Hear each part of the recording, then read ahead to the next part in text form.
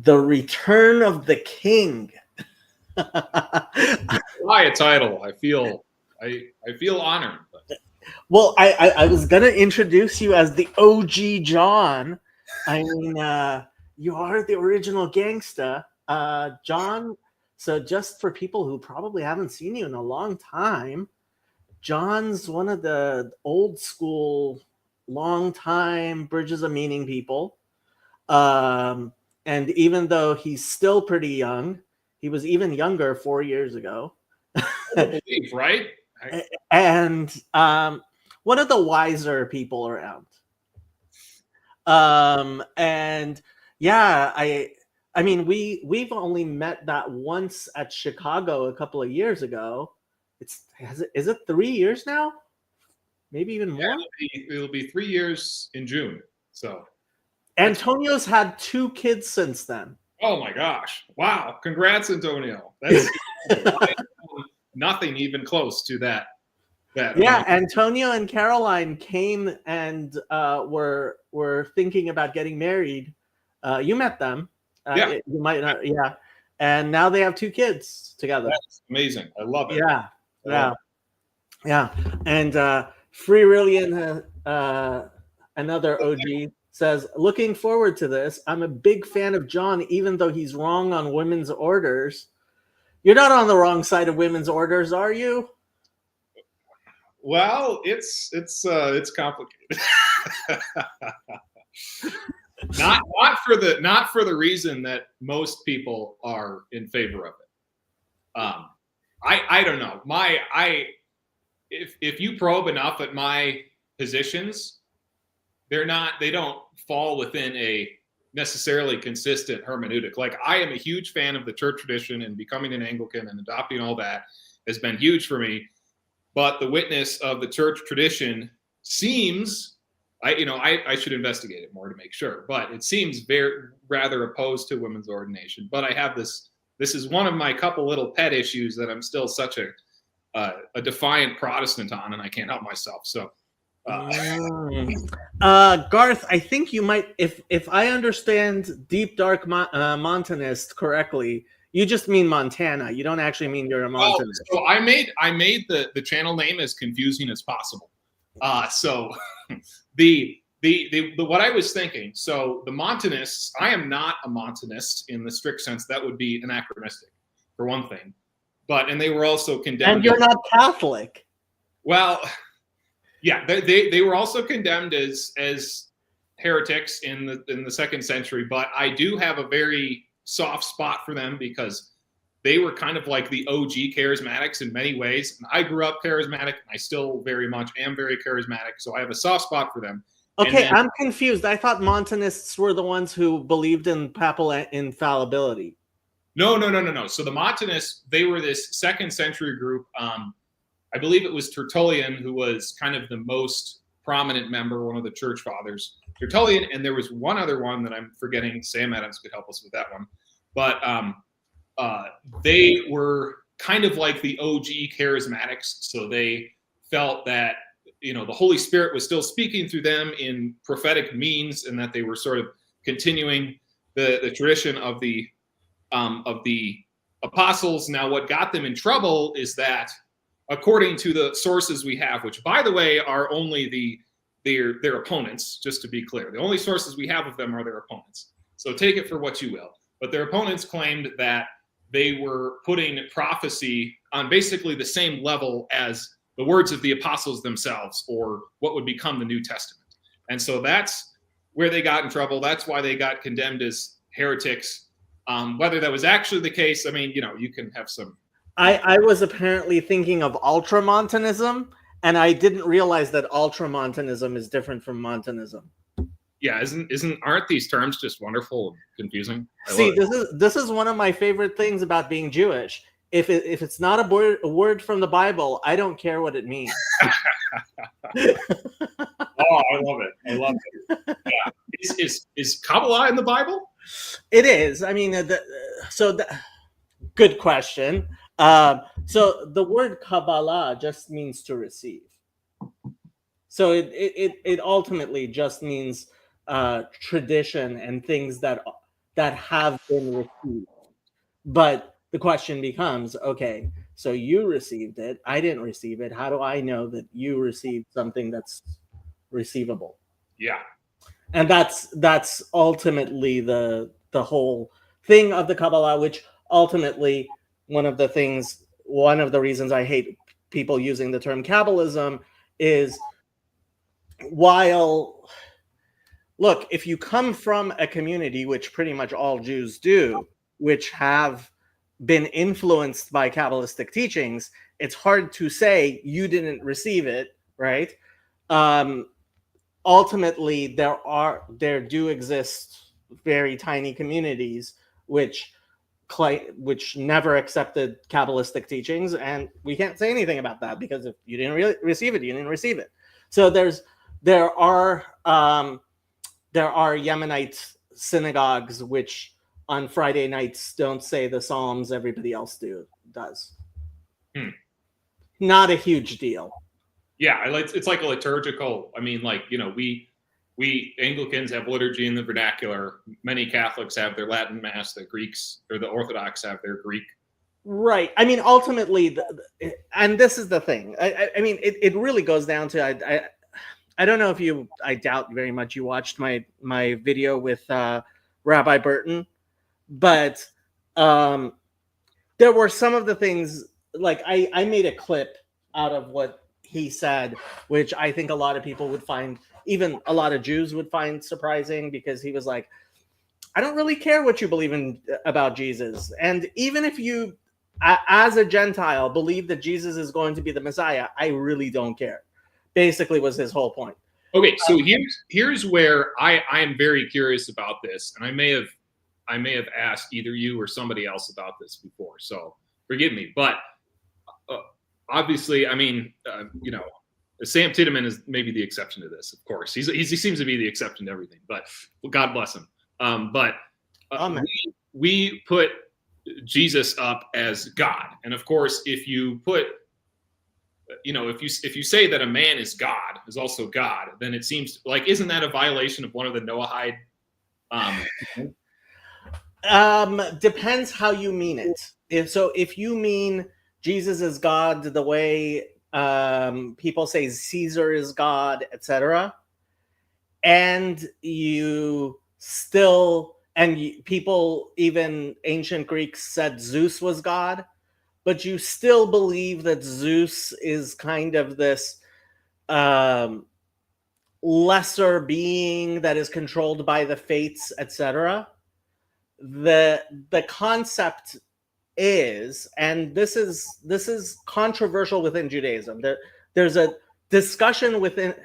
So this gets really deep into Jewish particulars, but there are rabbis who say, okay, for a Gentile, we like even that, as long as you recognize, oh, there is a God of Israel who's beyond all things. And this is why, for me, like, I make a big distinction between monarchical Trinitarianism and other forms of Trinitarianism. Because a monarchical Trinitarian will tell me we believe in one God, the Father. And then they believe that Jesus is God from God, etc., etc., etc. Right? So there is a subordination, which I guess they kind of might not like, but that word. But there is a sort of subordination, and there is an argument among the rabbis, and it's a minority of rabbis who say that for a Gentile, that's not a huge deal. Now, we're very, very we take things very, very leniently on Gentiles as a rule. And beside that, the fact is, for thousands of years, the Jewish community has never treated Christians the way we would pure idolaters.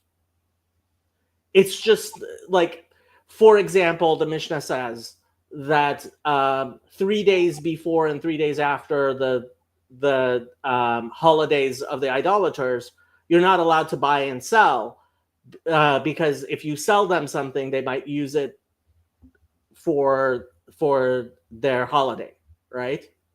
Well, there are no Jewish, even B&H, which you may have heard of, is I see their commercials and I see all these wonderful old Orthodox guys. yeah. So B&H is actually owned by Hasidic Jews. It's a camera shop in New York. Somehow they got really big, right? And they, yeah, that's a whole other thing. Yon God, have you encountered Yon God? I have not. Yon God is a really, really interesting trollish figure. He's Okay. very mercurial, and I wonder if you would like him or hate him. Yeah. You sometimes I know sometimes you have very low patience for mercurial figures. He's kind of trollish. He's kind of trollish. Yeah, I mean, I think if I can have a semblance of an honest conversation with people, that's, I mean, I don't know. Yeah, like, look, maybe if I can't, then I'm like not interested. Jan God is obviously very smart, and I think being smarter than everybody around him has made him incredibly sarcastic in ways that people don't necessarily get. Like and so I think being around other smart people is a new experience for him. Especially this little corner of people who are way too smart for their own good. This is let me because I left this hanging, but so the name, the Montaneist, I made it hard, but so I explained the first part, the Montanist part. The other part is it's sort of a play on words with the adjective montane, because the other thing I like to do is go up in the mountains and film my adventures up there. So that was the little play on words here. But everyone has had to ask me about the name, so it was too confusing. So did I just imagine that you were from Montana? Well, the Montana, I mean, that's a Spanish name that has the same root word as the adjective. Okay, so but you have no connection with the state Montana. No. Oh, okay. Yeah, I mean, Montana is a beautiful state, but no. Well, we were going to get into Christianity on the spectrum, but it's been such a long time since I've talked to you. I was just wondering, how have you been? You're still in Colorado? Yeah, still here. So I've been attending the churches in the ACNA since I moved out here, which was a little over 2.5 years ago now. So there was initial church, and that went on for about 1.5 years, and then they basically the rector got burnt out, and it was, we didn't really have funding to, it was like 20 people a Sunday. It was really small. So anyways, that kind of closed, and then now I'm at this other one, which I started. That was in January of last year. I started going to this other one in town, and then I got confirmed there in October. So that was very cool. Nice. I have all sorts of cool things to say about that. So anyways, that's and so that's the same church that I've been at since, and it's been very good, and I have such a deep appreciation and participation in the Anglican tradition, which is it's like one of the things that popped up in the conversation you had with Christianity on the Spectrum, because he's like, oh, people have, the people who are autistic tend to transition to high church situations, and that was like, wow, I didn't even notice that I did that. But at the same time, there were other stuff he said later that was like, oh, that is totally opposite my experience. So it was really interesting. But yeah, no, I've been fairly involved in that, and just it's been. But you're also one of those charismatics who speak in tongues and stuff, right? Yeah. Well, okay. This is the wonderful thing about Anglicanism, is that it's very. I would say it's the denomination that's closest to C.S. Lewis mere Christianity. Okay. It's very wide tent. It's got the essentials. It's got the creed and like the central core tradition of the church, the councils, and it's got the scripture, and it's got the Eucharist and the baptism. So it's got the sacraments, but it doesn't, like if you're Catholic, and there is an advantage to doing this, by the way, but if you're Catholic, they're kind of like, okay, here's the catechism. This is basically what you sign up for when you assume the authority of the church, right? And the same similar thing with Orthodoxy. And I find that Anglicanism doesn't make those sort of same demands of like, we are the one true church, and everyone, all these other Christians who are worshiping outside of this are necessarily out of communion with the one true visible church. Anglicanism doesn't make any claim like that. So the advantage is that, well, the disadvantage is that it's maybe wide tent and there's some chaos and disagreements, and because like the Church of England has really gone to pot, and there's all sorts of issues with that, of course. Female priests and bishops. Yes, maybe. it depends why, but the ACNA is basically a breakaway conservative denomination. So in the Church of England, so the Church of England goes to pot. They're doing gay stuff and whatever. They're basically gone, and they've departed from the core tradition and the gospel truth of the church. And so the African bishops, which are like uber conservative, they are able to pass on apostolic succession to conservative bishops in the States who are breaking away from the Episcopal Church, which is in the States, and form their own denomination, the ACNA. And so that's basically the denomination I'm a part of. And there's a huge variety of theological flavors, I would say. Like a lot of them, you walk into them, they're going to look like some low evangelical church service. You walk into another one and you'd be forgiven if you were mistaking it for a Catholic service or something.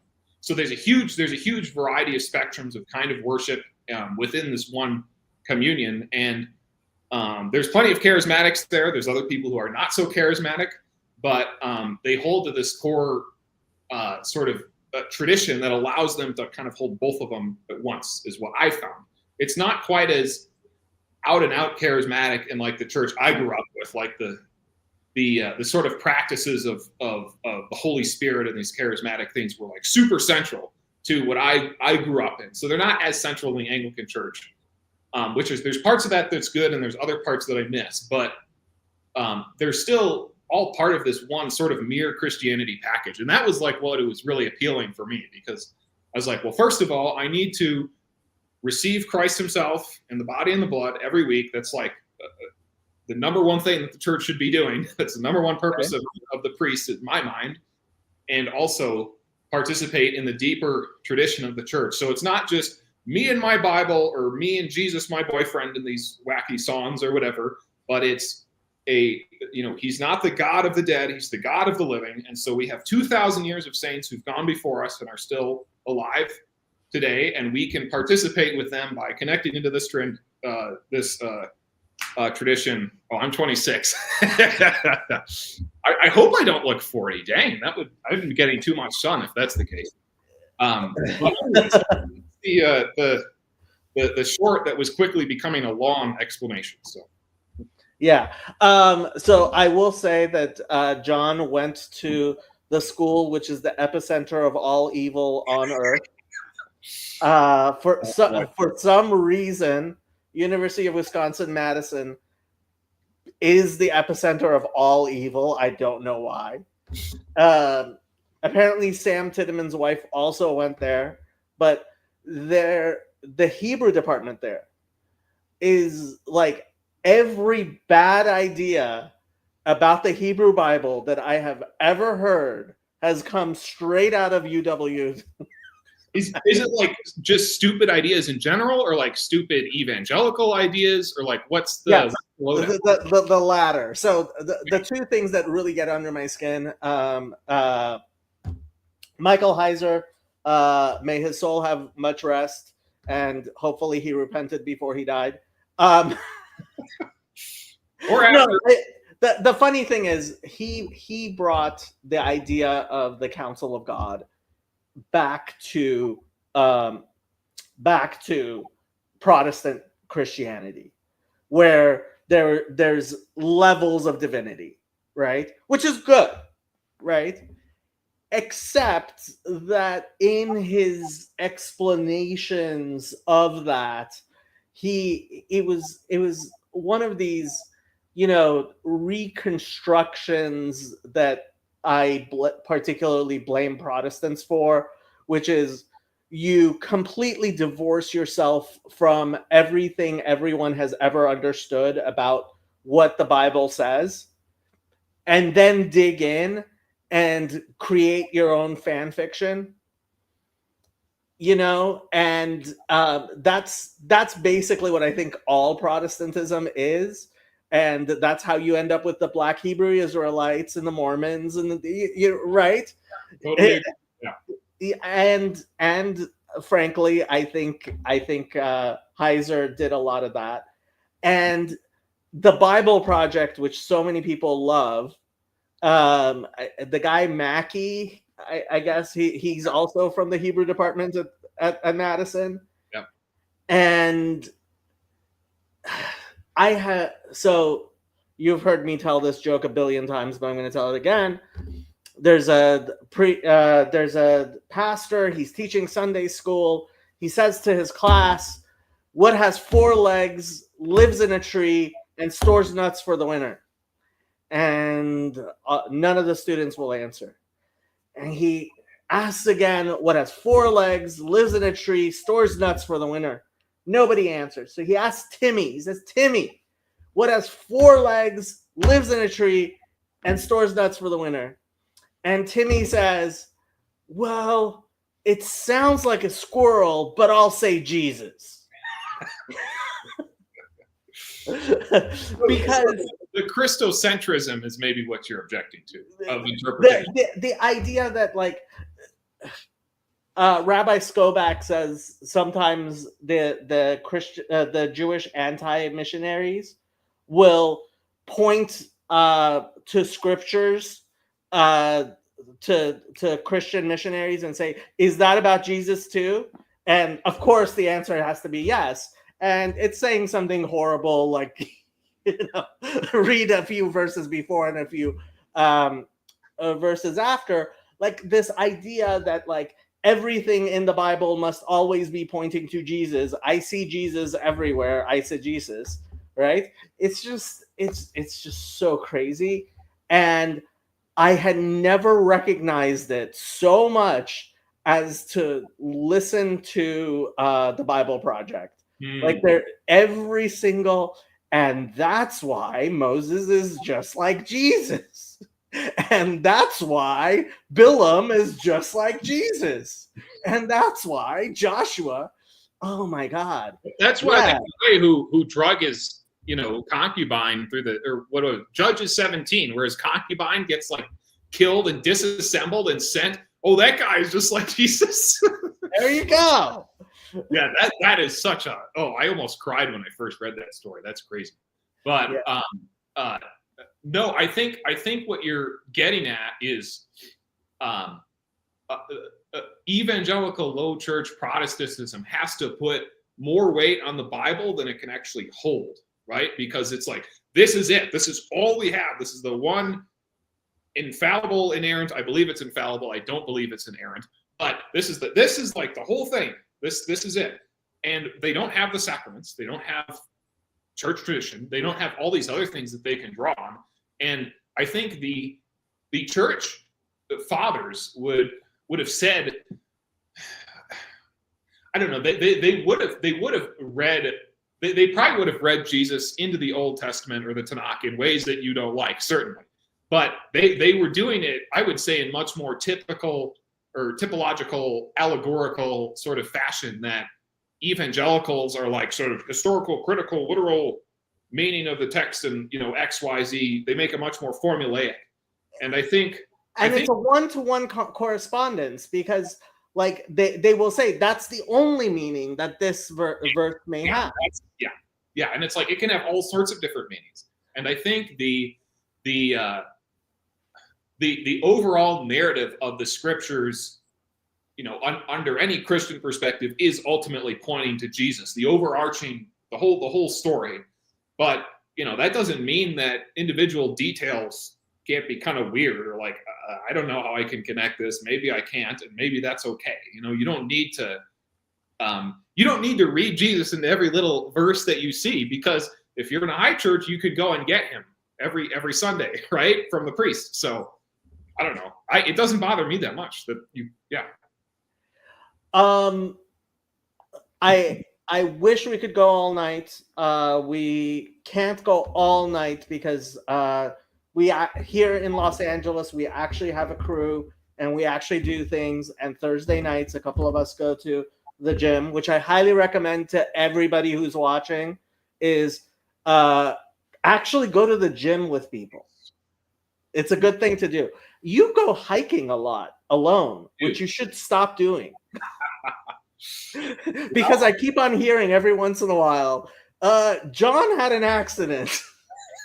Okay, so I had the big accident I had, and this was over 2 years ago now. But I was scrambling up in the foothills in this is in December. So in December, Colorado can be quite nice, 50s and sunny, which is, it's not LA, but it's much better than Wisconsin where I grew up. And so it was like I was going up this thing in a shorts and t-shirt, and I basically slipped on some loose rock. I fell like 6 feet, and I landed right on my side here. And so I'm like 2/3 up this mountain. It's like 2,500 feet. And I'm kind of in this gully. It's not like a trail or anything. It's like a gully that I'm kind of scrambling over rocks and deadfall and stuff. And so I'm like, okay. And well, the biggest mistake is that I wasn't in a place where I had cell service because I was still kind of in this canyon. And I'm thinking to myself, okay, well, going down, that's going to be too far. I have to go up to this canyon rim. I have to finish what I was doing and then get cell service because I did get cell service up there. It was very painful to get up. And then so I'm at the top of this thing.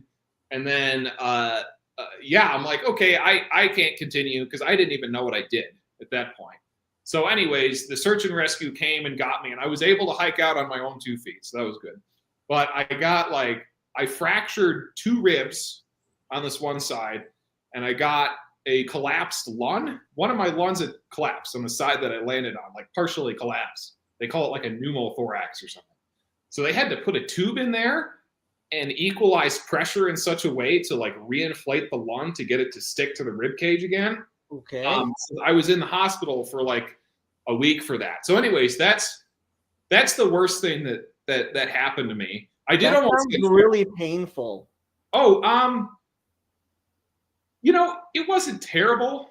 The lawn didn't hurt at all. I didn't even know that I did anything to the lawn. It was more the ribs. And I would say like 6 or 7 weeks out, those were pretty much like healed and good to go. I bruised a rib. I couldn't move. Like I couldn't breathe without it hurting for like weeks. Yeah, I think what had happened, the reason that it wasn't maybe as bad as it could have been, is that the ribs broke, but I think they kind of snapped back into place into what they were. So like the structure, there's just a fracture there, but it's not like the rib was like curved in and poking my lung or something. So I think they didn't even do anything to like help it heal. They're just like, yeah, you just have to, not let it hurt and let it heal on its own. So it could have been much worse if I'd landed a slightly different way. So God preserved me from that. But I was also almost trampled by a moose once. So that's another. That sounds like fun. Yeah. I was just walking down this trail, just minding my own business. I look up and there's this moose.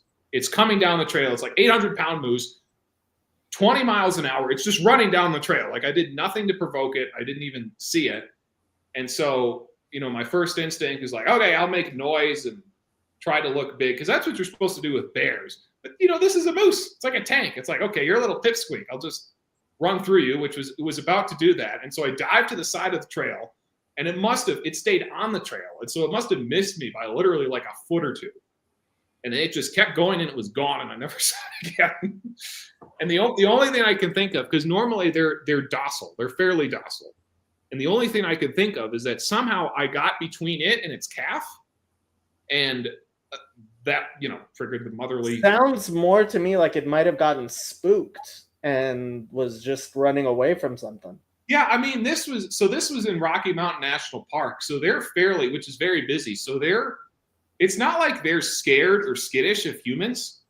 They're fairly, it's not like they like to see them a lot, but they're fairly used to them.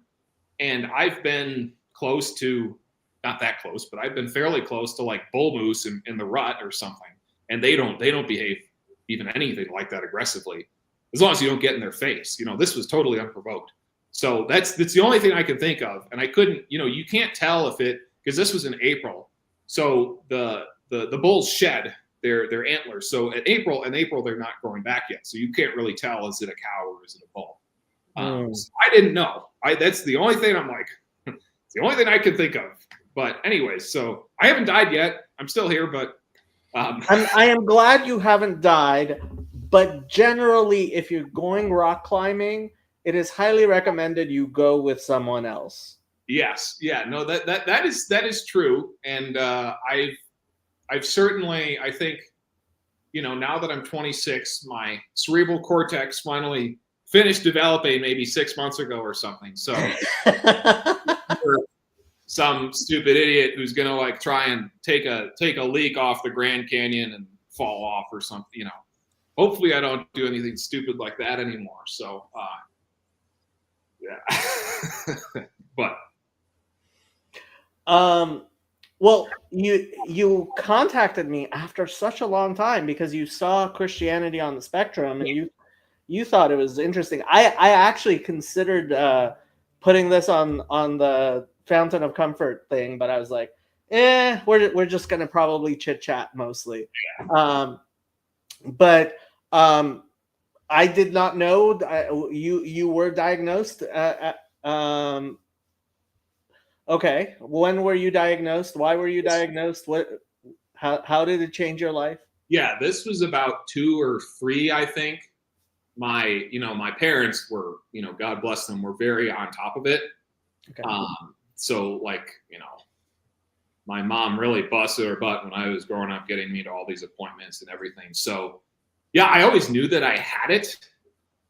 So it didn't necessarily catch me as a surprise of like, oh, why do I feel so different than other normal people? Why can I not interact with them in such and such a way? It's like I kind of knew, my brother-in-law, he just got diagnosed with ADHD like last year, and he's in his mid-30s, and it's like, oh my gosh, this explains my entire life. I had no idea, And so I never had to deal with that kind of like, oh wow, this awakening, so to speak. So yeah, it just, I don't know that I had anything. It was a fairly typical kind of Asperger's experience. They don't call it Asperger's now, of course.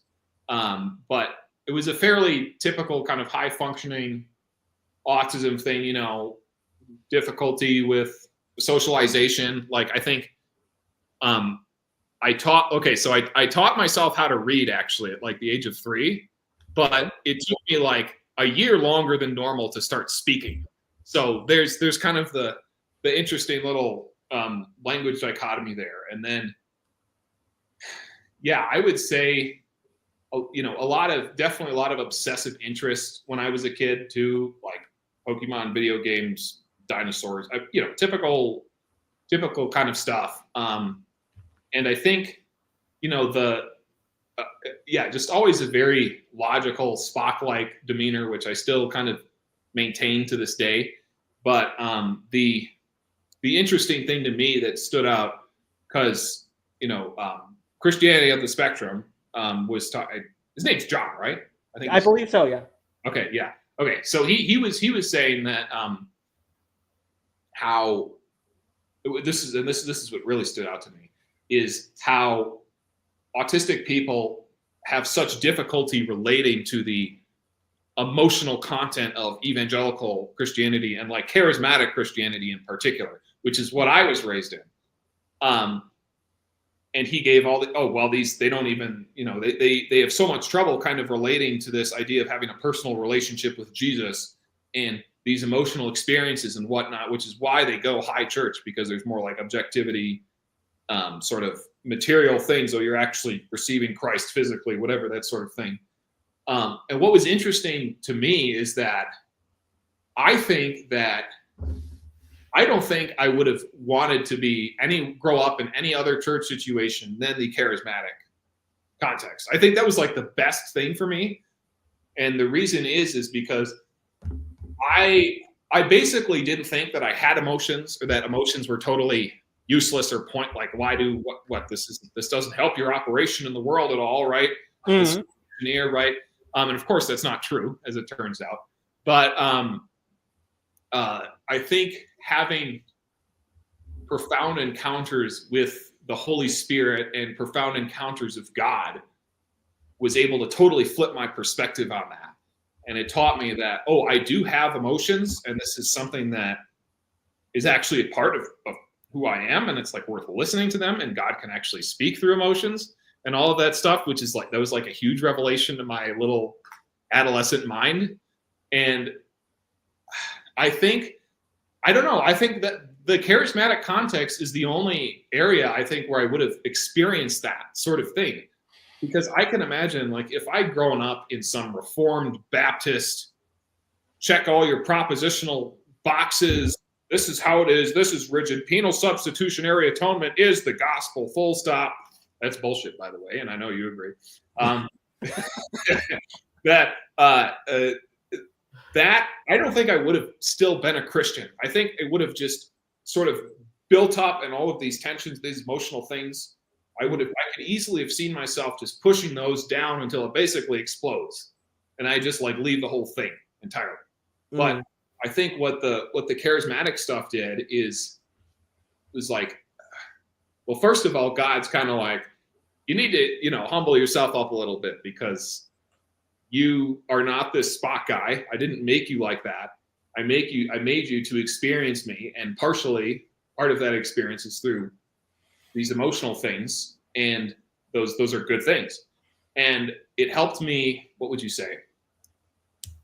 It helped me totally be able to totally expose myself before God in prayer, like not hold anything back. Like, oh, this is like, God, this is what I'm struggling with. This is like my praises, my thanksgiving. This is my alabaster jar. Here it is. This is, and where I can easily imagine if I had this idea of God kind of being this, propositionally contingent, judgmental father figure, that it would have felt so much more transactional.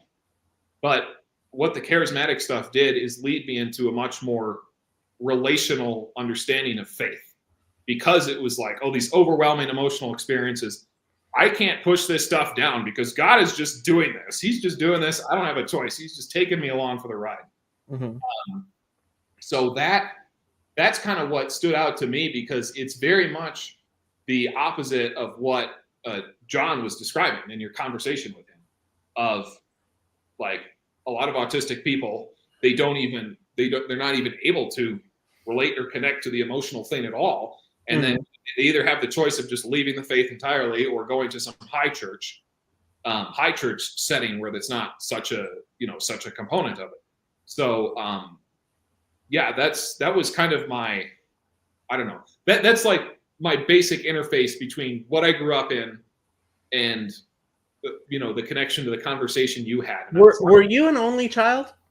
No. So I'm the youngest of, there's three of us. My brother's 4 years older. My sister's 8 years older. So we all do this. Yeah. And you're the only one on the spectrum. Yes. Oh yeah. Yeah. Yeah. My dad, I'm basically a clone of my dad. He wasn't diagnosed, but I imagine if he had been my age, he probably would have been. So yeah, I'm basically a clone of him. It's crazy, actually. But no, my brother and sister are not. So. And your parents also grew up charismatic, or they went into the charismatic? My dad grew up in the AG, the Assemblies of God Church, and which was maybe slightly different. I mean, the differences in flavors are kind of subtle, but the church that I grew up in is more of a sort of third wave revivals of the 80s and 90s. It's kind of really influenced by that, like Bill Johnson and Bethel Redding, that sort of stream. Whereas the AG is maybe more classic Pentecostal sort of thing. So it's subtle differences. And then my mom grew up Catholic. And then when she went to college, she was initially, had her second salvation, as it would be called, through like a Baptist student ministry. And then she met my dad, and then they kind of went off into charismatic land from there. And they were very influenced by the stuff that was happening in the 80s and 90s. Like there's the Toronto blessing. There was the big revival in Brownsville, Florida. And they were, stuff in Kansas City. And they made, it's a sort of religious pilgrimage that they made to these areas where the Spirit of God was being poured out, and there was new gifts and prophecies and all of this stuff happening. So that's kind of what I grew up in. And my parents were always active. Like my dad was, an elder in the church and everything. So it was, we were going every week. We were doing stuff during the week. So it was fairly active. So. Okay. Interesting. So does your Anglican church, like, do people get slain to the Spirit and speak in tongues and stuff in services? Like, how does that go? Like, that's a good question. So in the services, no, because I think the main Sunday morning service is centered on the Eucharist. And I think there's a good point to be made about church order and having things in their right places. So, our church doesn't do this, but I think if you were to do it, what you'd want to do is have the central service still be the Eucharist, because I think that's the most important thing. But then maybe have a service on a Sunday night or a weeknight or something that's maybe more contemporary, charismatic kind of worship, speaking in tongues type things. And there are Anglican churches who do that sort of thing. I'm not at one of them, but there's people in our congregation who are still kind of in touch with the prophetic and certain kinds of prayer, more charismatic prayer, and doing that prayer ministry for people. So it's, you're never going to walk in and see people, swinging from chandeliers or getting slain in the Spirit or anything. Even in the church I grew up in, that wasn't really emphasized on like Sunday mornings necessarily. It was more so, during the night. Okay, this is the time we're just going to worship for 2 straight hours. We're going to have, the pastors are going to come up and they're going to pray for people to receive the gift of tongues, and people are going to be falling over and get slain in the Spirit and all of this stuff. So, it's the charismatic stuff has a lot of different flavors. It's not like a denomination or like an institution. It's more of a stream or flavor of Christianity that's made its way into many different denominations or areas. So I think I remember you having a discussion with Sam Titteman and somebody else about this stuff.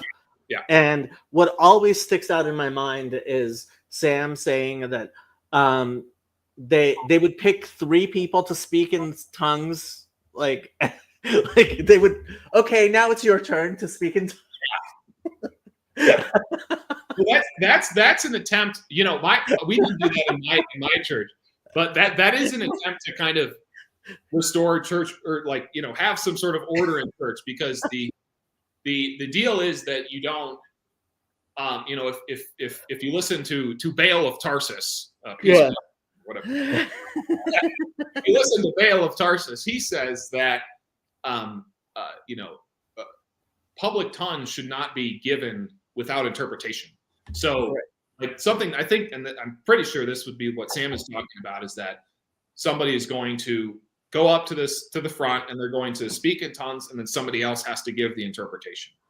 Right. Whereas, if you're talking about private tongues, that's more of a praise language, we would call it, and so it's more of like a tons of angels kind of private between you and the Holy Spirit, which we would still, we would certainly still do that within a service, but it would be more of kind of like a free flowing kind of to yourself kind of thing, if that makes sense. But well, I mean, as I have said many times, I have looked very much in the Bible to see where this speaking in tongues things comes from, and unfortunately, including the time that Sam's father he's like, well, what about this verse? And I went and looked up the verse, and I'm like, that is not what you want to be quoting. Like, no, like, yeah, I could believe that this verse, he was specifically where it is in Isaiah, Tav Latav, Kav Lakav, Zer Sham, Zer Sham, precept by precept, line by line, uh, a little here, a little there. It's a verse in Isaiah where it talks about a stammering tongued people, right? And it's like that's not who you want to be in that story. Yeah. The verses that charismatics will generally cite, I've not heard that verse cited before, which is interesting, but generally it'll be totally sticking to the New Testament. I mean, we would say that there's precedence in the Old Testament that would reinforce what's happening in the New, but if you're talking about like, oh, here's examples of people speaking in tongues, it's all going to be in the New Testament, basically. Or like well, Paul says, X about tongues, it's in the New Testament. There is a Jewish concept of speaking in tongues, which is very, very different, and a lot of the Reform would say is the New Testament, because what appears in Acts 2 or 3 is the Jewish concept, which is I speak in my language and everyone understands in their own language. Right? Yeah. And this is like the Midrash talks about, this is what happened at Sinai. And so in Acts, you can very much see Pentecost as reliving, right? Reliving that experience of Sinai, where God speaks and every nation understands, right? Yeah. But glossolalia, or whatever you call it, is a language which nobody understands. And like, we believe that Sinai is the rectification of Babel. Yes, yeah. And this speaking in tongues seems a lot like Babel, not rectification. Well, yeah, I get that. I get that criticism, and it's interesting. One of the videos that I made a while ago was responding to the Orthodox Christian perspective on tongues, which was honestly just it was just stupid. It was, well, one of them was the Lord of Spirits guys, God bless them, and then there was another video. Well, Father Stephen might be listening to this, so I don't know. What did he say? Well, I dare not debate Father Stephen because he is way more knowledgeable than I will. That would be a tall order. But I think, like, what you see in Paul. So I would say that the tons of men are kind of what you're talking about, and that is obviously, like, I totally agree with the symbolism of, like, it's a reversal of what happened at Babel. It's kind of an eschatological symbol of things coming back together. Of course, the sort of, what would you say, babbling, or Paul calls it tons of angels, and so that's kind of where the distinction comes in, is that Paul makes he basically, and this is in 1 Corinthians 13, he makes he seems to set up two categories of, like, if I speak in the tongues of men or of angels. So there's kind of two categories of tongues going on here, and it's difficult to say. I mean, I'll admit it's not like I could construct a solid through line to say that, oh, what modern charismatics are doing with speaking in the tongues of angels is exactly what the apostles were doing. That's a tough argument to make.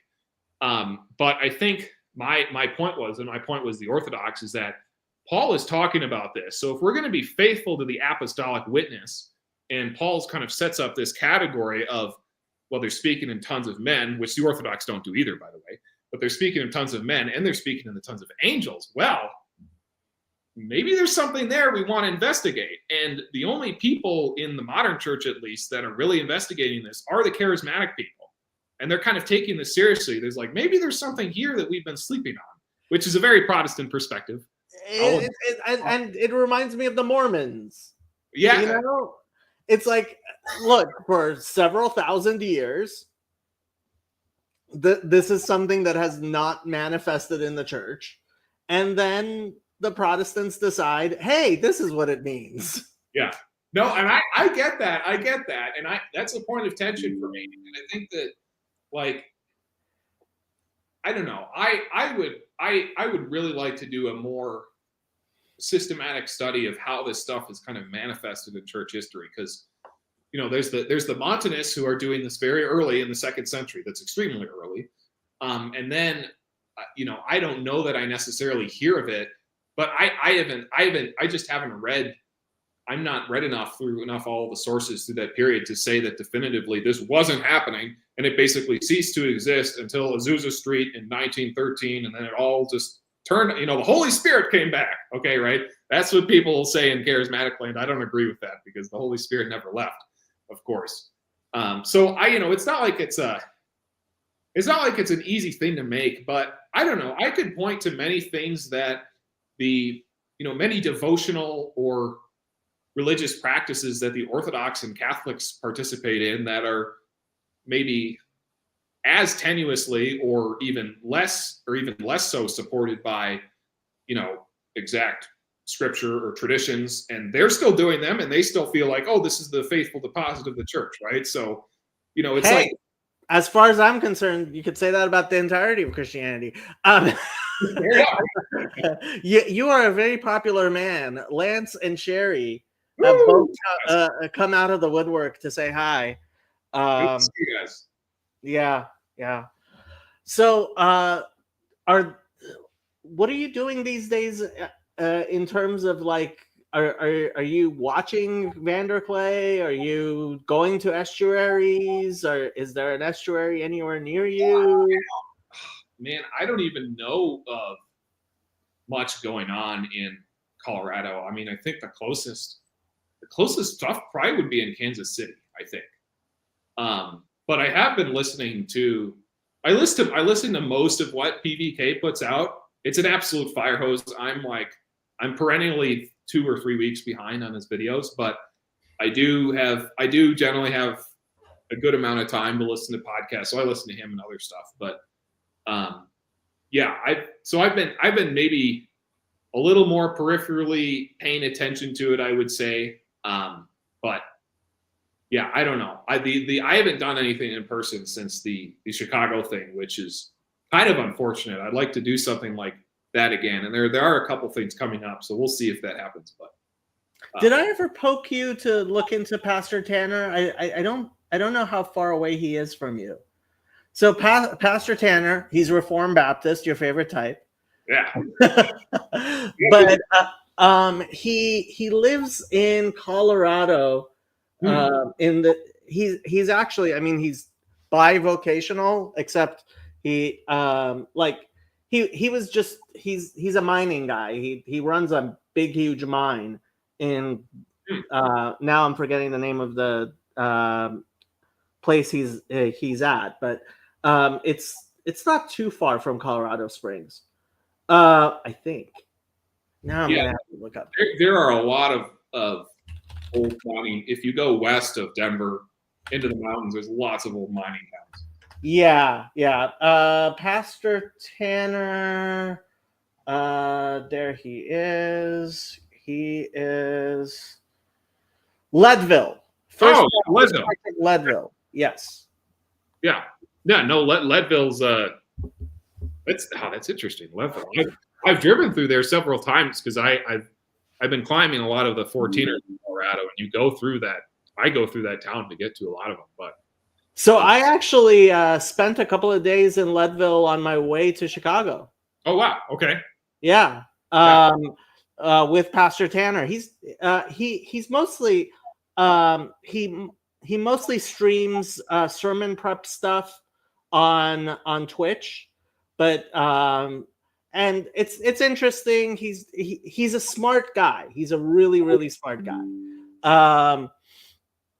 And hold on, the people who are going to must have had a conversation with him at one point, right? He did. That's how I got to. Yeah. the guys at the gym were wondering, Jacob's yapping.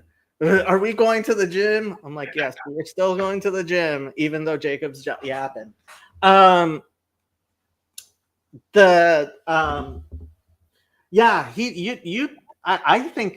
think you would actually really hit it off with Pastor Tanner.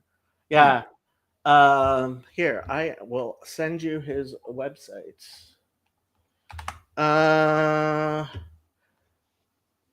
There you go.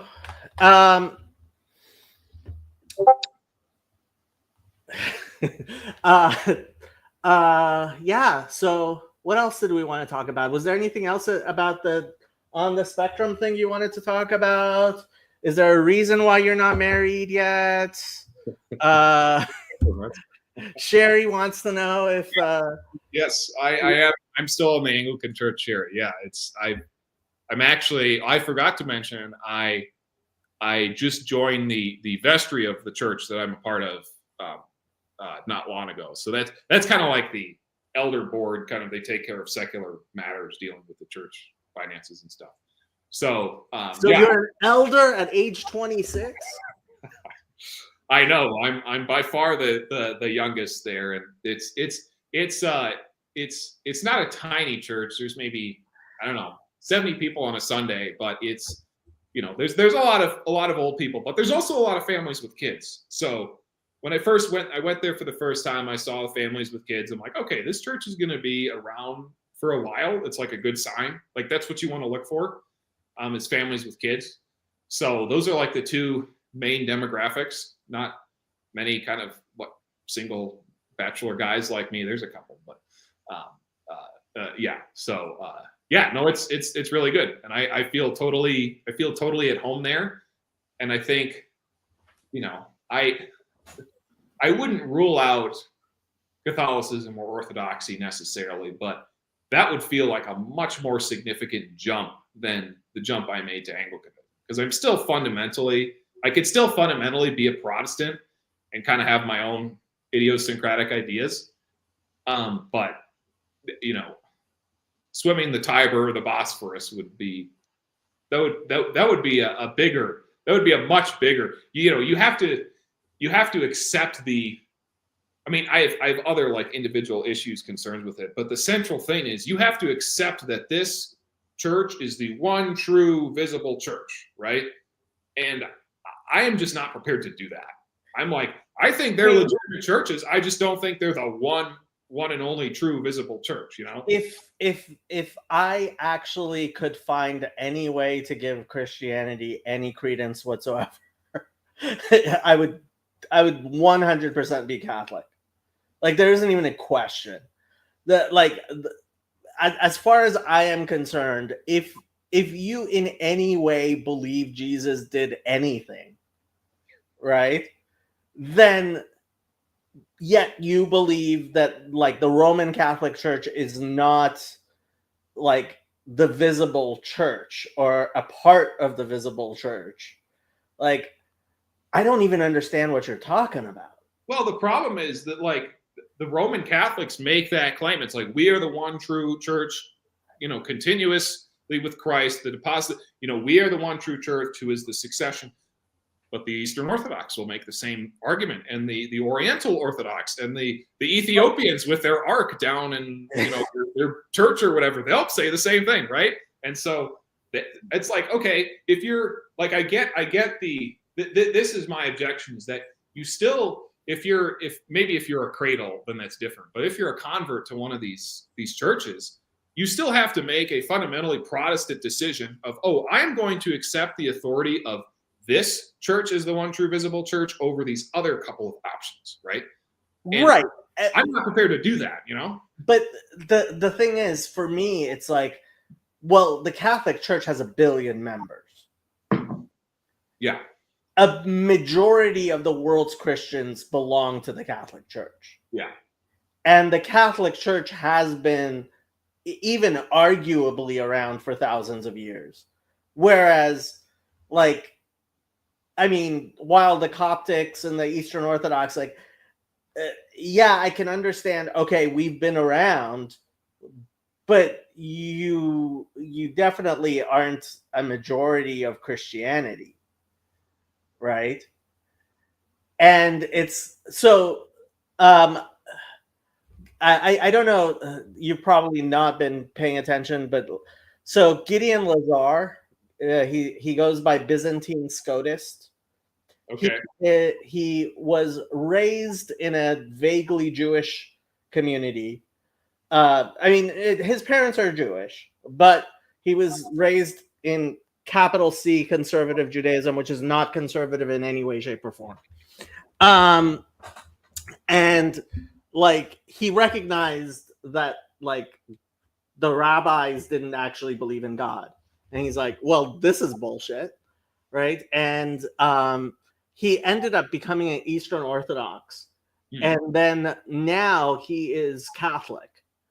And I've had several discussions with him, and he's on my Discord and stuff.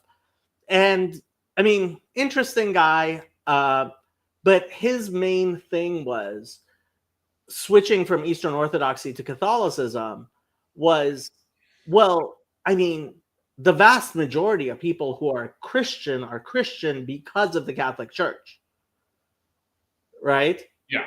Even Protestants, I think. Even Protestants. Exactly. And so he kind of felt like, and I think he's right, if you think that like Jesus created a church on earth over which the gates of hell shall not prevail, right? It kind of seems to me it has to be.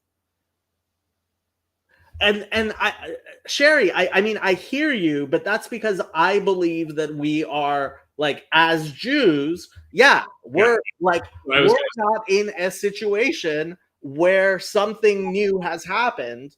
We're still in the time of old Israel when we are a minority, et cetera, right? But when the Messiah comes, right, and establishes and expands things, right? I really don't see how, as a Christian, although again, my argument to Christians has been, why don't you take Acts 5 more seriously, which is where Gamliel says, look, if it's of God, it's of God, and if it's not, it's not. Stop being so zealous in your thing of like knowing what it means. Yeah, I mean, it's an interesting argument, but you know, you could say that, you know, for the first 1,000 years of Christianity, it doesn't really hold up, because if you know, that's when the split. I mean, you know, there were divergences that were happening before that, certainly, before 1054, but the church was still theoretically unified for the first 1,000 years. I mean, then, you know, there's earlier stuff with the, you know, the Assyrians, Orthodox, and a couple of the Coptics and whatever. They kind of split in their own way earlier than that, of course. But, you know, what would you say? Christianity conquered the Roman Empire in a unified sense, right? For example. And so if you're talking about measures of success, you know, theoretically, both the Catholics and the Orthodox could lay claim to something like that. And the Orthodox might say, well, look, you know, this is just because Catholicism or Western Christianity happened to be in the area of the world that was best situated to become the most prosperous going into the early modern and the modern periods, right? And then, you know, the Protestantism comes along and they evangelized every country on earth.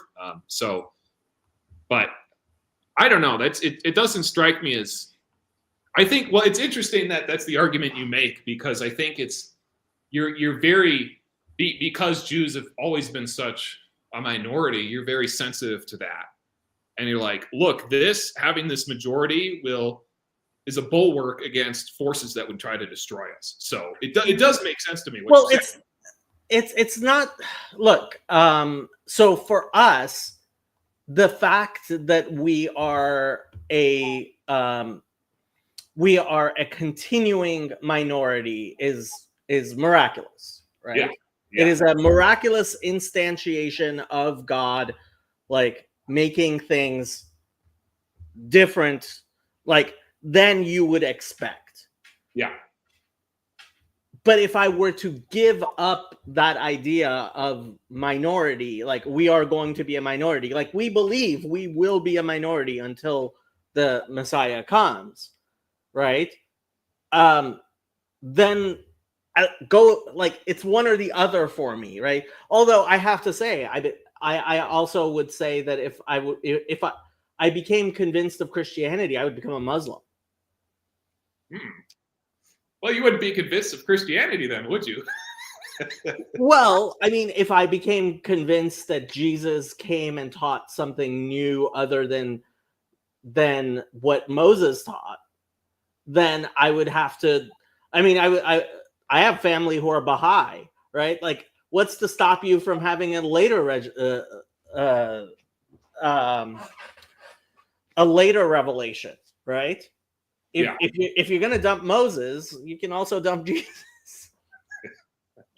Yeah, well, that's what this joke. I think I first heard it from you. Is that why did God create the Mormons so that the Christians could feel how the Jews feel, right? I'm like, oh yeah, man. I think the Mormons went off the rails, so I get it. It's a great one. It works. Yeah. So how's work? How's other stuff? How are you doing in Trump's world? Trump's world. Oh man. Okay. Oh man. At risk of getting too political, but I don't think I've ever been this ecstatic over the moon about politics in like ever. Yeah. I am pretty much on board with probably 95% of what he's doing, and he's just, I love winning. Yes, the winning. There's just so much winning. Please, sir, we can't take it anymore. I don't care. You're gonna win, and we're gonna keep winning. It's so good. So I've actually been streaming. Like, I mean, when I was your age, I was doing a master's of public administration and a law degree, and I was really into like government reform. Like this was my thing, right? Yeah. And now it's happening. It's happening. Why is Ron Paul in this, man? I feel like Ron Paul just deserves a place in what they're doing just because of who he is. Oh, I heard that they actually something happened with Ron Paul, and apparently Musk summons Ron Paul. He summons. Apparently, former Texas politician's name floated for federal. Ron.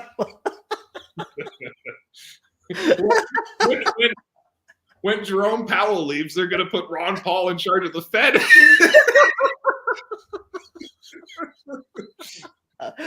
It'll be like antimatter. Like the second he's sworn in, it'll just instantly cease to exist. You know, I've been honestly, like a week ago, I was like, oh, they're gonna put a stop to this. The Empire's gonna strike back. And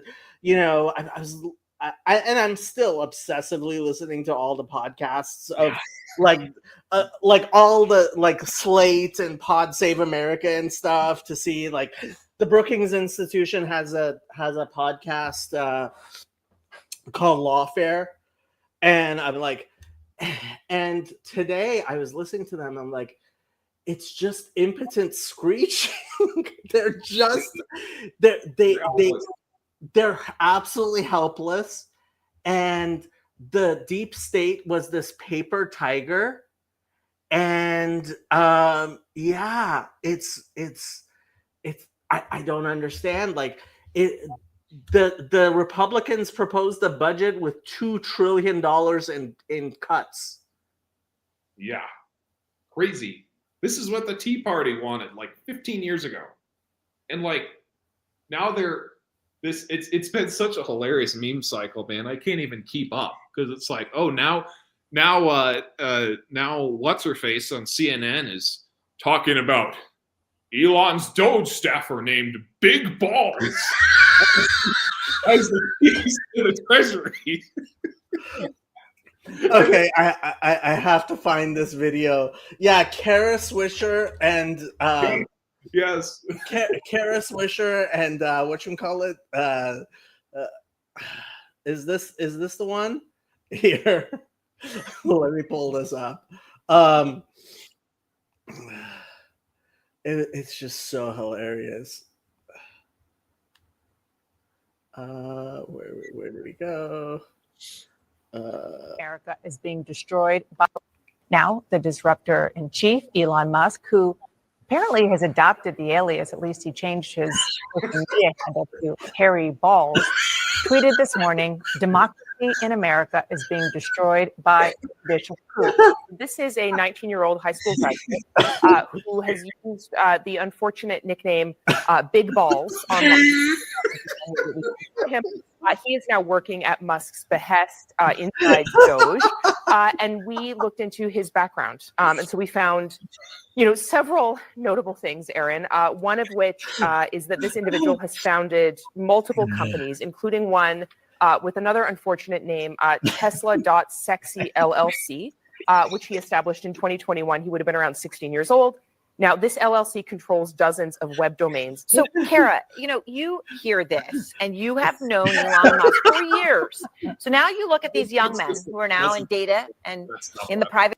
I mean, the lesbian Kara Swisher is not very excited about Big Balls. These three Karens are going to lecture us on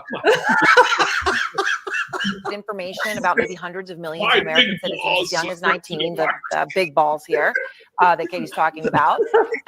Most of them are in their early 20s. There's an exception I'm going to get to in a minute. I'm curious, though, Kara, how well does even Musk know these young men, do you think?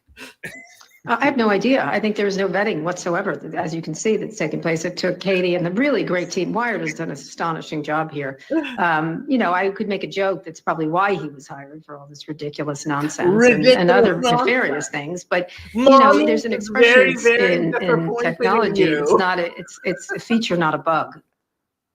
This is like the self-destruction of the corrupted feminine spirit or something. If you're talking about like Peterson's language, they're so consumed by this safetyism and this not allowing boys to be teenage boys, and they just destroy themselves and make total clowns of themselves, and it's so glorious. Oh man.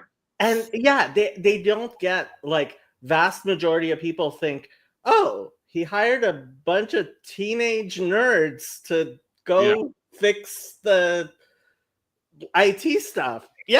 Why not? That's what teenage nerds are for. Yes. And it's like, oh, yes, you're going to let this and no vetting for the illegal immigrant. They could just, anyone who can come up through the border and whatever, but we have to vet these people so we don't have people like Big Balls looking at your social security number. It's like, I don't believe you guys. But they don't have that. I feel like it's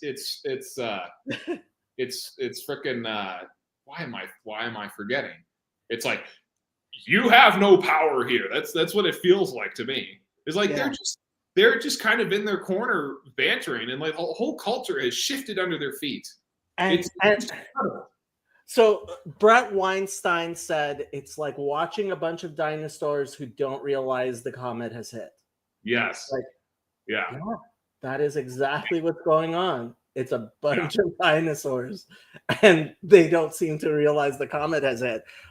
Sherry, the fact that Tulsi Gabbard got confirmed, I don't even see them. I can't, like, that was the one I thought would be beyond.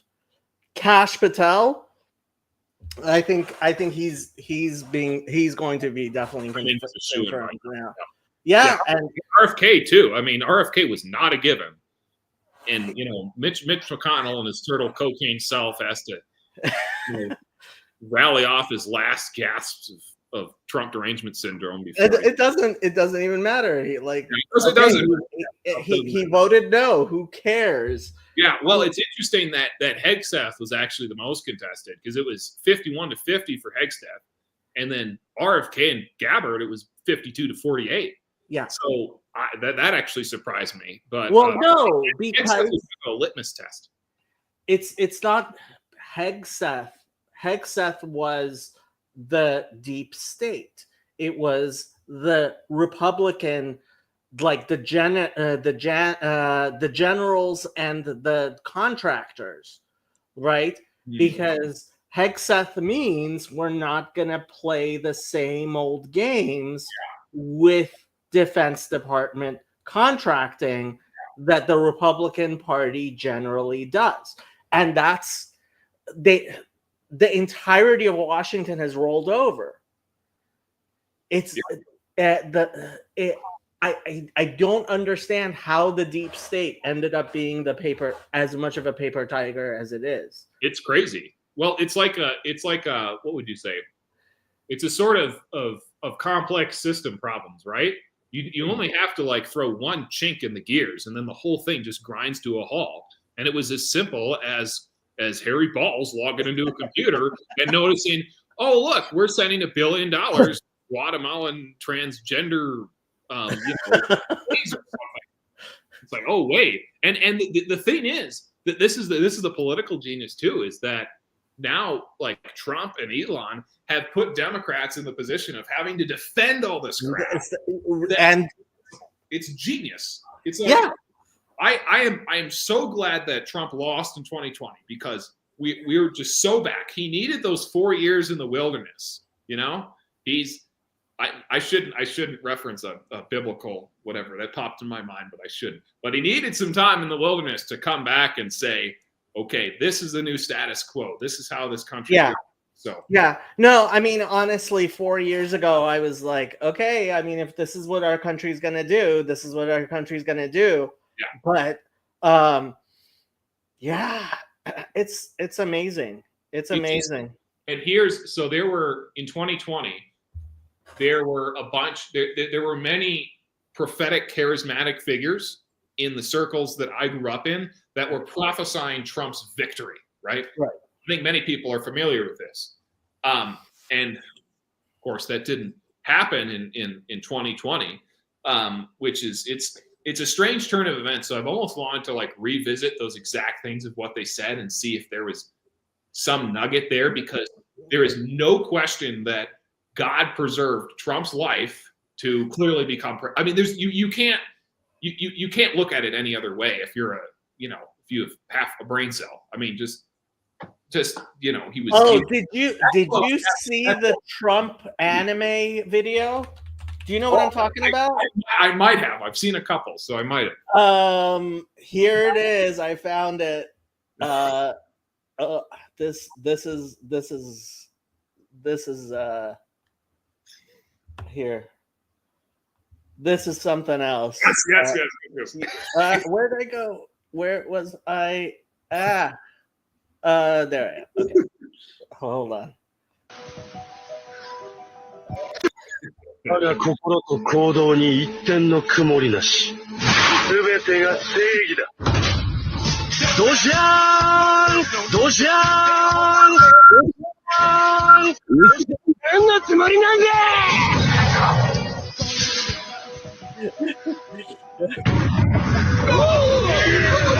遺体はこのバレンタインのことをついてくれて我が心と行動に Be the American that the Japanese think you are.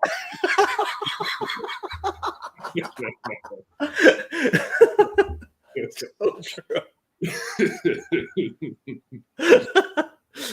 Yeah, I saw somebody wrote I'm going to tell my kid this is an actual video of what happened, because like in a very real sense, that's more true than watching a video of it. Yeah.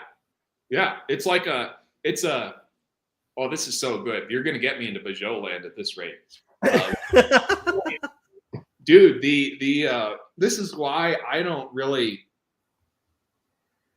put too much weight on, say, the historical fact of like the Exodus story or something. Right. Okay, if that's fine, but it's not the primary means of epistemology that or participation that we have, right? I mean, the reality of the Exodus is made much more clear by the fact that the African American slaves here lived in that narrative and participated in it to gain their freedom.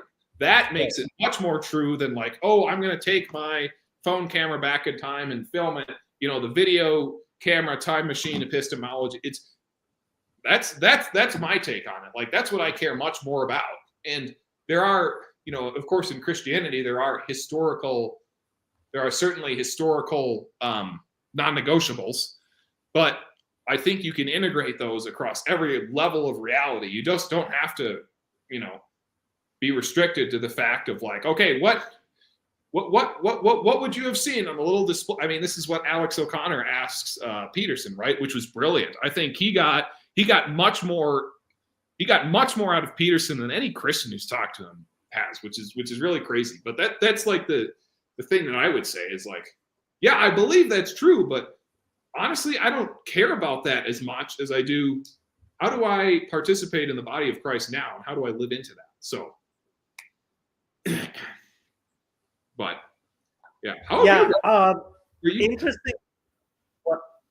I was just going to ask how you've been, because I know you the fires and everything. Were you affected by that at all? I wasn't affected at all. Trey's parents were. Max, who some of you may know, some of you wouldn't. His parents. Good thing they were renting, because they're not going back to that house again. Yeah. Yeah, I mean, the Palisades are not very far from here at all. So we could like definitely see, and one of my aunts got evacuated and stuff, but yeah, it's generally most of the fires were in the really nice neighborhoods, much nicer than anything I could ever afford. So I'm not rich enough to have those worries. Yeah. But yeah, I mean, I'm just hoping that it means there will be real political change here in Los Angeles, at least as far as the mayor and stuff is concerned. You think it will happen? Like, on the ground, are you seeing people that are like kind of waking up to this stuff? I don't know. I think if the Persian Jewish community comes into its own, we're a very tight-knit community here in Los Angeles. And if we finally decide, hey, we're going to start flexing political power, because we tend to be very conservative, far more conservative than the rest of the Jewish community, that might have a significant impact. Also, the question becomes the Hispanic community in Los Angeles. And the fact is, I mean, Trump got more black voters than any Republican ever. Yeah. So is it possible that there will be a shift in Los Angeles? I think there is. There is a possibility. And frankly, in the gay community, the gay community has really, really turned on the Democrats. Because especially a lot of the young, Rick Caruso, I mean, he might be running for mayor in Los Angeles, but a lot of the young gay and lesbian community, they're like, some of them really felt this whole trans thing was like another form of conversion therapy. Yeah. And so I don't know. We'll see. We'll see. I never had much of a hope, but like the thing is, if I didn't have any hope that Trump was gonna do this Doge thing, Yeah. right? Yeah. Like cutting trillions of dollars out of the federal budget, firing. It looks like there's gonna be like 1 million people fired from the workforce. A lot of these non-governmental organizations are actually going to get their budgets zeroed out. Did you hear about the NIH thing? Like, did they discover some new rot in there? No. Well, first of all, they appointed Jay Bhattacharya. Oh, yeah, I know about that. That's so awesome. That's Second, awesome. they announced a 15% cap on research overhead for NIH grants. I don't know. I mean, did you ever? Well, you got a master's degree. Did you ever have to write a grant? Yeah, it was more of a. It was like a accelerated coursework only master's. So I never wrote or published in journals or anything. But. So the way it works apparently, and I never published anything either, but the way it generally works is when you get a grant, the university you're affiliated with takes a certain percentage for overhead, and the better the university is, the higher percentage they take. Apparently Harvard takes like 75% of the grant as overhead, right? Which is supposed to be paying for the building, et cetera, et cetera, et cetera. Yeah. But NIH decided to set a 15% limit on overhead, which is really going to bite into Harvard and the big research universities. If it, I mean, a court has already put a restraining order on it, but we'll see what happens. But yeah, they're really going after a lot of things which might fundamentally change how. And look, a lot of people are starting. The owner of the Los Angeles Times decided they're done with the bullshit. Yeah. Same thing with Bezos and who was the other one that decided not to endorse Kamala? Zuckerberg. Was it Annenberg? Zuckerberg. Well, Zuckerberg, yeah, but like no, there was another major newspaper. I forget what it was, but I think. But anyway, there's been a real shift in the media, and so the Washington Post, and so really? it's okay. Yeah. Well, that's Bezos. Yeah. That's Bezos. Yeah, I thought there was another one, but maybe I'm confusing the two. Anyway, it doesn't matter. Like there's been a real shift, and I think, you know, despite what Rachel Maddow may want, I think she's kind of been made irrelevant. Oh yeah. It's like a. They're kind of the boomers now, you know.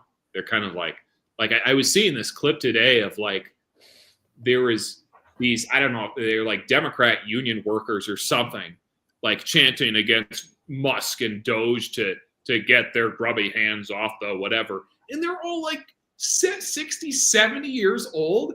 It's like, it reminds me of the, you know, these are the kind of people who would be doing the naked bike ride in Madison where I grew up, you know, like this is a demographic that is on its way out. And young people coming up they're not interested in this. And they really shot themselves in the foot when they started making fun of the Doge 19-year-old. Yeah. Yeah. Well, and all the trans, oh man, dude, the trans stuff, like, it, you know, it's literally like, and CNN even admitted that this is an 80-20 issue. And I think you probably wouldn't get that good of a ratio if you polled Americans on whether they think we went to the moon or something, you know? Like, it is that clear, polarizing. Okay, polarized, So- but it's not clear of an issue, and it's such a Yeah. win. But do you know what else is an 80-20 issue? What? Abortion. Well, I mean, the problem is there's not If- binary if- positions, right? Well, that's the thing. It's been a binary position because of the capture that these people are used to, right? Which is either you're against abortion completely, or you're for abortion until the 9th month. There's been the 80-20 is everybody's like first trimester, first 3 months. I may not like it, but I don't think that's a human being. And last trimester, just give birth to the baby.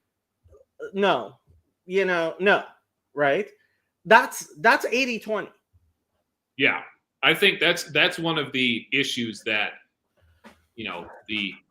it's unfortunate that the pro-lifers are kind of on their heels. That's like the one issue that I feel like conservatives we kind of lost is like, because Trump is not okay. So in one sense, he is still ridiculously pro-life because he's the reason that Roe v. Wade was overturned, and he's doing kind of the many of the typical kind of easy executive orders that Republicans have always done on abortion. But it's he was talking about being in favor of that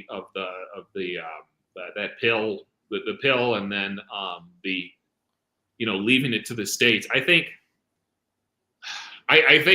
there's two camps, right? There's the more incrementalist camp, and then there's like the radical abolitionist, almost John Brown type camp. Look, then there's my camp, where I have always been, I actually mean states' rights. And I never thought California would make it illegal to have first or second even trimester abortions. I was always like, yeah, Roe v. Wade is bad. It needs to be, and like, I wasn't lying about that. Yeah. I think states' rights is like, it's the best that we've had so far. And there's no doubt to me that it's saved the lives of tens of thousands of children already because of the states who have passed the right laws. But it's a more difficult battle now because it's more widely distributed, and it's going to have to be more local. It's going to have to the state level. Yeah, you have to look when it's an 80-20 issue. You have to be tolerant, and this is the big thing. Douglas Murray says, like he says, I ask my friends, are you tolerant of gay people? And they're like, yeah, of course we're tolerant. He's like, so what do you think they're doing wrong? They're like, well, nothing. We're tolerant. It's like, that's not toleration. Yeah. Toleration is like acknowledging. I think toleration is still some sort of acknowledgement of difference or inferiority that you don't like, right? Yeah. So I don't know. I mean, I guess I can tolerate the state's rights. Look, sort of. I expect Christians to tolerate Jews, right? We have fundamental disagreements. Yeah. We have fundamental disagreements, but we can tolerate each other, right? I tolerate your idolatry, right? I tolerate you not recognizing the Messiah. There we go. You know, that's actual toleration. Well, this is what Wes Huff did on Rogan. I don't know if you listened to that, but this is he was just like totally in his zone. He was talking about his passion, his study, all this stuff about biblical manuscripts. And the way that he did it is exactly how Christians should be witnessing in this day and age and context. He wasn't smacking Joe over the face with the Bible of like, here's your 30 seconds Romans Road conversion, go, right? He was much more just like, what do you think of this guy? What was he doing? It's very strange what happened in the first century Galilee around this prophet named Jesus. There's some weird stuff going on. Do you listen to James White? Oh, I can't stand James White. He's a freaking Calvinist. Yeah, he's a Reformed Baptist. I love listening to him. I listen to all of his stuff. Okay. Oh, that's interesting. Okay. Not because I agree with anything he says, right? Yeah. Like, but he's consistent. He's very consistent for a Reformed Calvinist, right? Yeah. And a Reformed Baptist, sorry. And as a Calvinist, he believes that if God wants to give you his grace, he will. And if he doesn't, he won't. And either you're saved or you're not. And it's very black and white, right? Very autistic way of thinking. And Yeah. he may in fact be autistic. I don't know if he is. Maybe not. I don't. When you look at his sweaters, and like that, I don't know. and the amount of hours, apparently he's biked like an obscene number of miles in his life. Yeah. Something interesting that Colorado is out here is peak bagging. So it's climbing as many different mountains. Like, so there's 58 14,000 foot mountains in Colorado, and so it's a big thing. But the people who are really obsessive, and I've gotten caught up in a little bit in this myself. It's a very autistic thing because it's like, let me build my collection of different peaks, and soon I'm gonna, you gotta catch them all. It's just like Pokemon. You gotta catch all the Pokemon. You gotta climb all the 14ers, and hopefully I get to finish them this summer. But it's that sort of thing. So it's, anyways, yeah. Yeah. So he's really big on this thing of like, abortion, abolition. Like it has to be, it's all abolition all the time or nothing. And he's like, he doesn't care at all for the incrementalist. John, do you drive a Subaru? Yes, I drive a Lesbaru. Yes. Yeah. Why are Subarus? It's an Outback. It's an amazing car. I love it. Even if it makes me a lesbian, I don't care. I will love that car to death. I wish I could say you're the ugliest lesbian I've ever seen, but you are definitely not the ugliest lesbian I've ever seen. Hopefully I have Rachel Maddow beats, or any of the hairy balls Karens. Big balls, because it's like, you guys are lesbians. You're not supposed to care about that.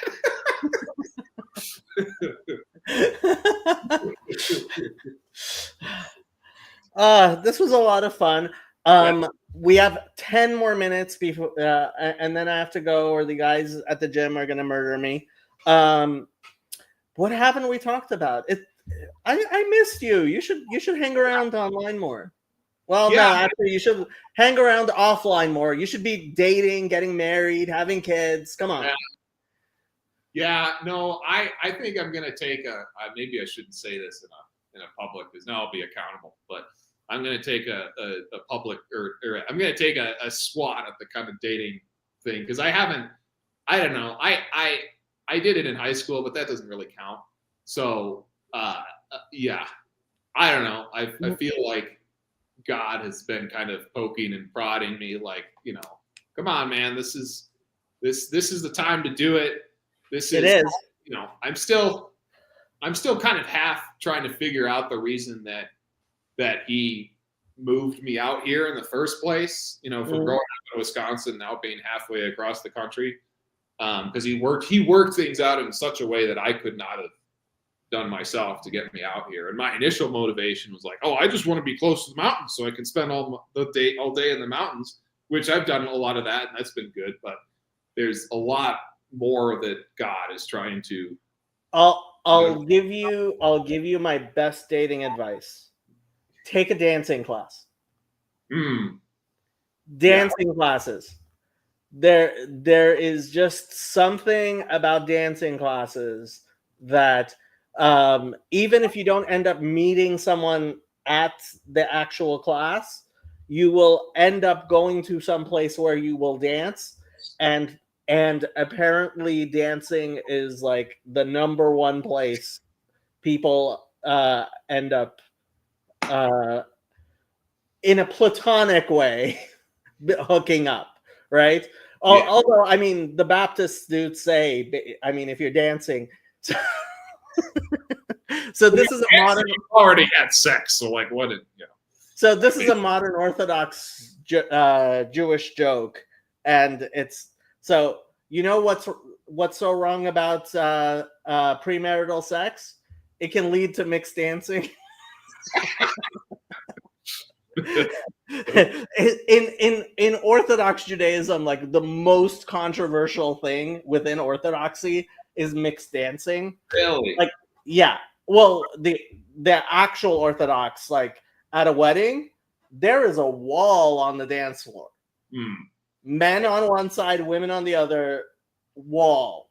It's the same in the synagogue, right? They sit on Yeah. sides, right? In Orthodox, in Orthodox synagogues, men and women sit separately. Yes, and there is a wall. Yes, there has to be a divider, and but apparently Chezi had mixed dancing at his wedding. Ooh.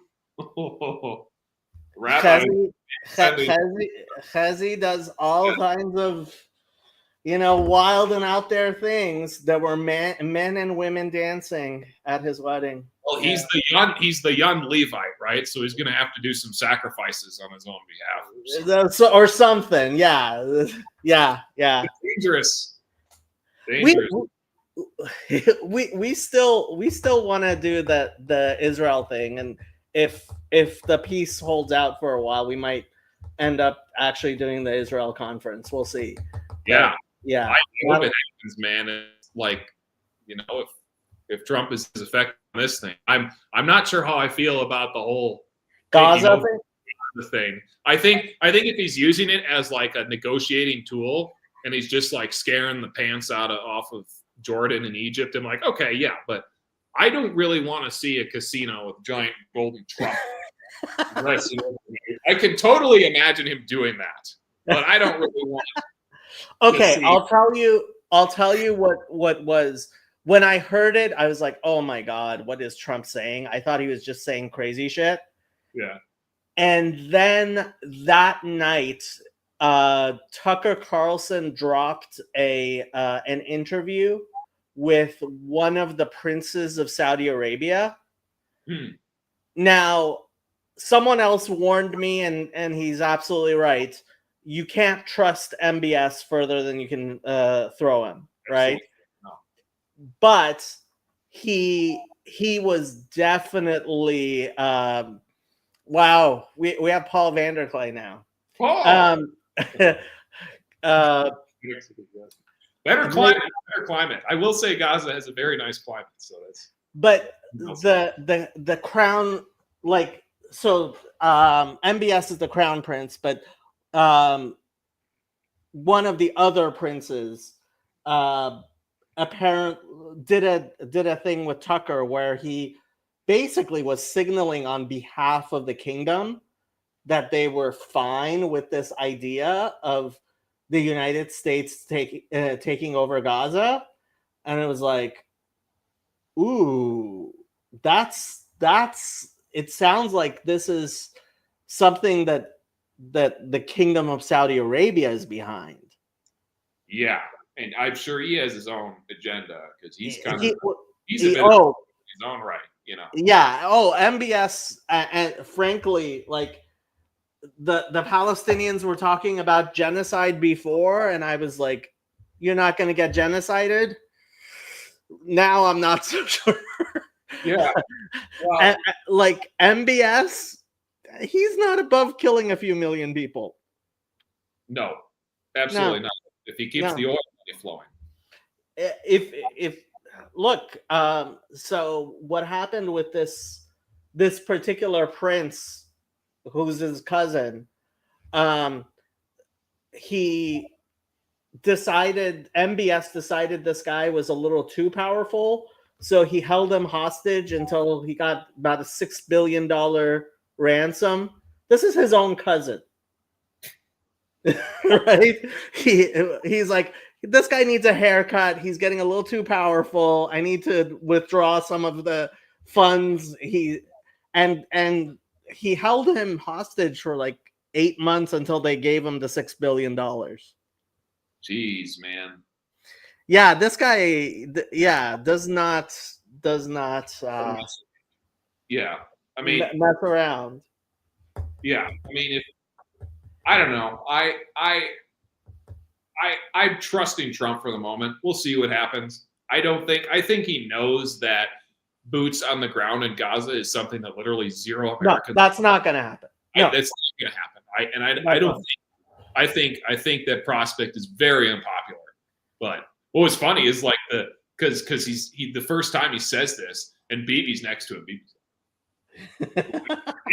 he did not talk about this with Bibi, so he's like hearing it, and Bibi's like the stone-faced Easter Island head guy most of the time, and even he's kind of like, whoa. So look, so when October 7th happened, I said this was because Hamas knew that the Saudi Arabia was too close to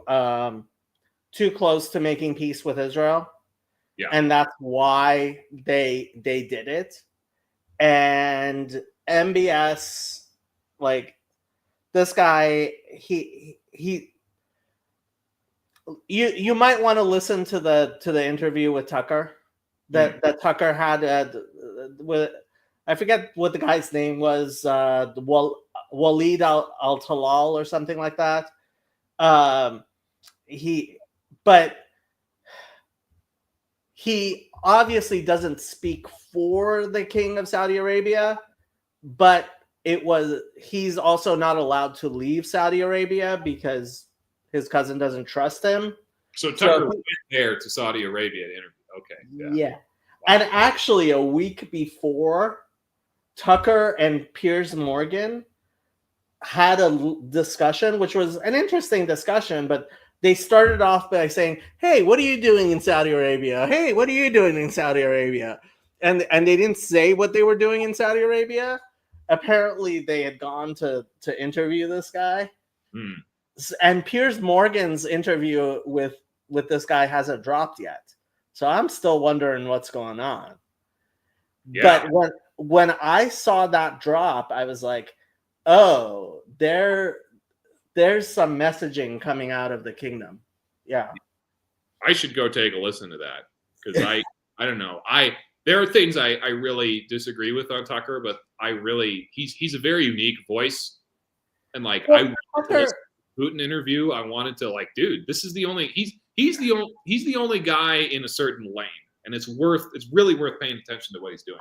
Tucker has taken one too many red pills. Yeah. And he doesn't know where he is. The world has shifted, and I think he's trying to make sense of things. But Tucker doesn't have a smartphone, and he doesn't read the comments, and he's not on the internet very much deliberately, which I think is actually keeping him saner than he might be. For sure. But he's been so red-pilled that he's started like, well, Churchill wasn't a good guy, and it's like, yeah, you're going a bit farther, my friend. That Holocaust denier guy he had on. Well, that guy's a really good Daryl Cooper. He's a very interesting storyteller, but he, if you look into his background, he also has a lot of intelligence community ties, which make me go, yeah. His name sounds like he could be a Fed. I could see it. Just his name. He definitely has intelligence community ties. Yeah. Okay. You should come on my channel more often. We would be keeping going on this for longer, but I do have to go to. We're making America healthy again. Yes, right. We are making America healthy again. Yeah, and Colorado's not that far. Actually, there are some cool peaks in LA. There's a couple, like there's Mount Baldy, Mount San Antonio, there's San Gorgonio, there's San Jacinto, whatever. I would like to climb. Yeah. Yeah. Okay. Outside of fall. JACINTO. Yeah. I would like to climb all of those at some point. So I don't know when, but Oh, have you been talking to Jason?